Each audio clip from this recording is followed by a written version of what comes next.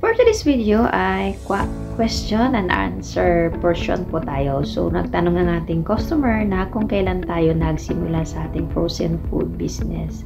Actually, hindi po ako talaga ang may-ari ng frozen food business. Si Bing po ang may-ari nun.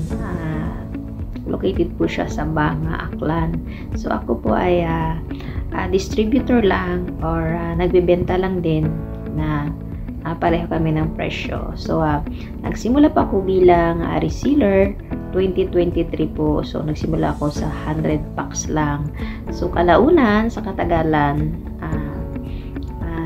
may mga customer na tayong target. So, in-offer niya ako to franchise the product. So, ngayon nag-1,000 na at umabot na tayo ng hanggang sa ngayon. So, magwa 1 year na rin tayo na nagbebenta. So, tuloy-tuloy lang po ang ma-advise ko po sa mga baguhan.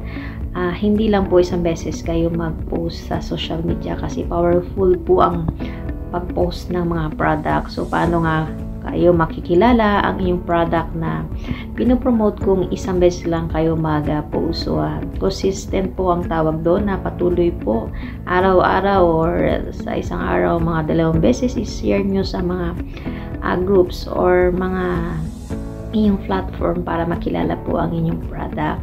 So, yun lamang po at maraming salamat po sa mga valued customer namin na patuloy na sumusuporta sa aming product. Thank you!